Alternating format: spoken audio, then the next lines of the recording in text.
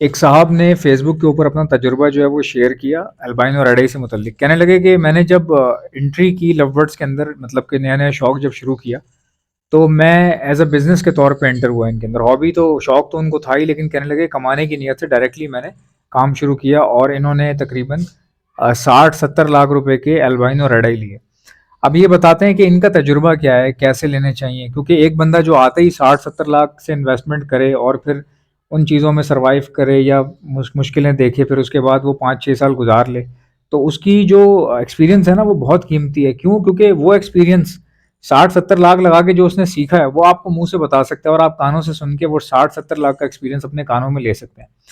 अब देखें, आप बोलेंगे अल्बाइनो रेड आई का सेटअप अगर उसने लगाया तो इसमें कौन सी बड़ी बात है, पैसा लगाया और सेटअप लग गया। ऐसा नहीं है, मैं आपको बताता हूँ कि उसने क्या किया। देखिए, वो भाई ये कहने लगे कि मैंने जब अल्बाइनो रेड आई लिए ना, तो मैंने बल्क में परचेजिंग की। जाहिर सी बात है, 60-70 लाख रुपए कैसे लगेगा, बल्क में परचेजिंग करने पे ही लगेगा ना।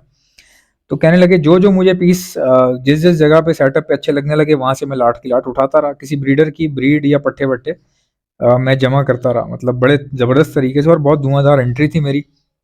अब ये बताते हैं अपनी वीडियो के अंदर, कहने लगे कि हुआ ये कि मैं ना मैनेज भी सही कर रहा था, कोई गलती नहीं थी। एक होता ना, आपने पैसे लगा दिए या पेयर इतने ले लिए जो आप संभाल नहीं पा रहे। कह रहे हैं ऐसा कुछ भी नहीं था, मेरे पास बहुत टाइम था, इसीलिए मैंने इतना अमाउंट लगाया ताकि मैं फुल टाइम उनको देख सकूं।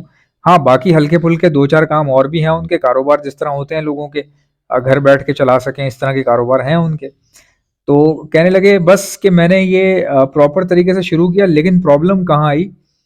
प्रॉब्लम वहां आई कि गर्मियों के अंदर ना, चूंकि गर्मियां चल रही थी, तो हुआ ये कि देखें, अल्बाइनो रेड में ना एक छोटा सा मसला आता है। वो मसला ये होता है कि इनकी आंखें सूज जाती हैं। अल्बाइनो रेड की आंखें सूज जाती हैं, ठीक है। तो ये कहते हैं कि मैंने महसूस किया कि जेनेटिकली अल्बाइनो जो है वो जेनेटिकली वीक है। अब आप बोलेंगे ये तो सबको पता है, आप कौन सी नई बात बता रहे हो। देखिए, वो जो बात उसके बाद वो कर रहा था ना, वो बड़ी लॉजिकल बात थी। उन्होंने कहा मैंने देखा कि रेड आई बर्ड जो है ना वो जेनेटिकली वीक होता है, और उसकी आंख का कालापन कम इसीलिए होता है, और उसकी आंखों में लाली होती ही इसलिए कि इट्स अ साइन ऑफ रेयरनेस कह लें या कहीं ना कहीं वीकनेस कह लें, ठीक है। अच्छा, अब इस वीकनेस से क्या अंदाजा लगाएं? क्या एल्बाइनो रेड आई वीक होता है, या हम जो है वो ले नहीं सकते या उसको रखना नहीं चाहिए? ऐसा बिल्कुल भी नहीं है। वीक का वर्ड इसलिए यूज किया जाता है एज कंपैरेटिवली ब्लैक आई। कोई भी रेड आई बर्ड ब्लैक आई के कंपैरेटिवली थोड़ा सा वीक माना जाता है। तो अब उन्होंने कहा कि मैंने चूंकि विजुअल रेड आई लिए थे सारे के सारे, क्योंकि मैं नया नया आया था और मैंने सोचा कि कमर्शियल है, तो उसमें उन्होंने पैसा लगाया। अब कहने लगे कि वो बर्ड गर्मियों में क्या हुआ कि किसी की आंख में प्रॉब्लम आई एक के, और मैं उसको ट्रीट कर रहा था, जो मुझे जैसा बताता गया मैंने उस तरह कोई ड्रॉप डाल ली है, कभी ट्यूब डाल ली, कभी मैंने कुछ कर लिया। फिर एक भाई ने दवाई बताई, वो मैंने ट्राई की, वो अपना बताने लग गए सारा कुछ। कह रहे हैं एक बर्ड में अच्छा, आइज में दो चार चीजें होती हैं, एक होती है स्वेलिंग, एक होती है इन्फेक्शन, एक होता है वायरल, ठीक है। इन्फेक्शन कहने लगे कि क्योर हो जाता है, लेकिन जो वायरल होता है ना उसको क्योर करना बड़ा मुश्किल है।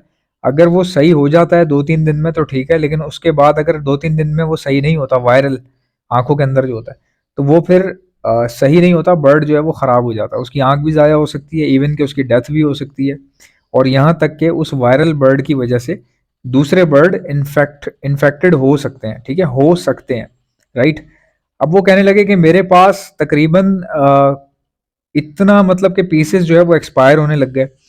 अब ये बात आपको बताने का मकसद क्या है भाई? ज़बरदस्त एक्सपीरियंस है कि जब आप ये बात सुनेंगे तो आपको पता चल जाएगा कि डील कैसे करना है। डील करने के लिए ये वीडियो बनाई जा रही है कि आपने डील कैसे करना है रेड आई को। अच्छा, अब सोचने वाली बात ये, इतने लोग रेड आई रखते हैं, आप लोग बोलेंगे यार 10 पेयर मेरे पास हैं, 20 पेयर मेरे पास है, हमारे पास तो कभी इशू नहीं हुआ। देखो, आपके पास 10-20 पेयर है ना, कम है ना? ये भी तो आप देखो, एक बंदे ने 70 लाख रुपए के अल्बाइनो खाली लिए। 70 लाख के कितने आए होंगे आप सोच लें, 5 साल, 4 साल, 6 साल पहले। काफी ज्यादा होंगे, बहुत ज्यादा पेयर थे भाई। तो ज्यादा पेयर जो है ना वो, उनका एक्सपीरियंस अलग होता है। 20 पेयर रख के बैठना और 100 पेयर को डील करना या 200 पेयर को डील करना, इट्स टोटली डिफरेंट। अगर किसी ने 20 अल्बाइनो लगाए हुए और किसी बंदे ने 200 लगाए हुए हैं, तो यकीनन 200 वाले के पास प्रॉब्लम बहुत आएगी। क्यों? पेयर भी ज्यादा है ना उसके पास, पेयर भी ज्यादा है, मॉनिटरिंग करना मुश्किल है, चीजों को मैनेज करना। एंड ऑल दो he was managing so well, तो वो अपना एक्सपीरियंस शेयर कर रहे हैं। कहने लगे कि वो हुआ ये कि अगर एक बर्ड खराब हुआ ना तो उसकी वजह से 3 और हुए, 4 हुए, 5 हुए, तो उनके पास डेथ रेशियो बहुत ज़्यादा आया, यहाँ तक कि 20-30 लाख रुपए का लॉस हो गया।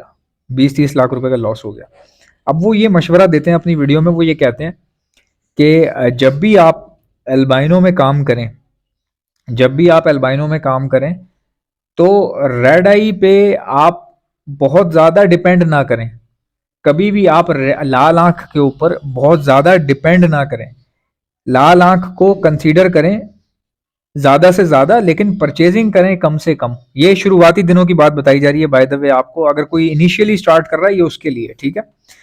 हर बंदा देखिए अपने दिमाग से सोचता है, अपने हिसाब से सोचता है। अगर आप नए हैं तो आप एल्बाइनो रेड आई को अपनी फर्स्ट प्रायोरिटी रखें। परचेजिंग शुरू में आप इस तरह करें कि आपके पास रेड आई विजुअल बर्ड जो है वो कम हो और ब्लैक आई ज़्यादा हो। क्यों मैं ये बात कह रहा हूँ?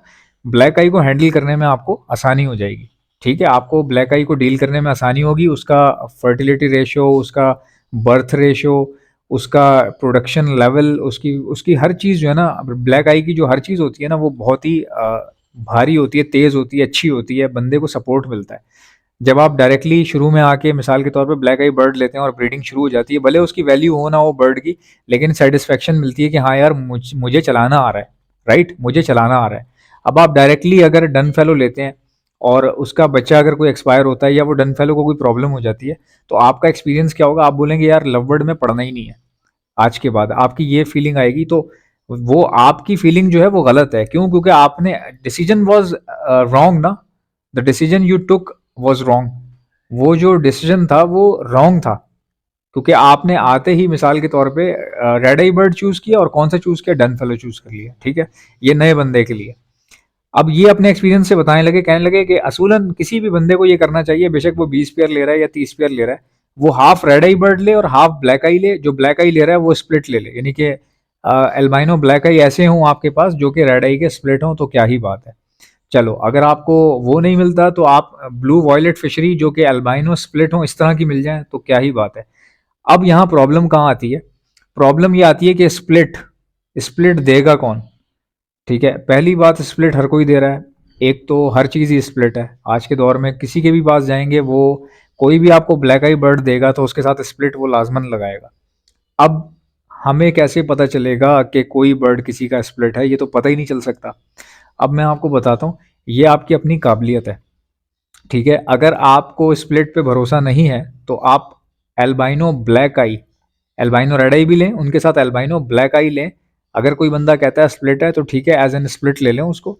अगर वो नहीं भी निकले स्प्लिट, तो एल्बाइनो ब्लैक आई जब एल्बाइनो रेड आई के साथ लगेगा तो क्या निकलेगा?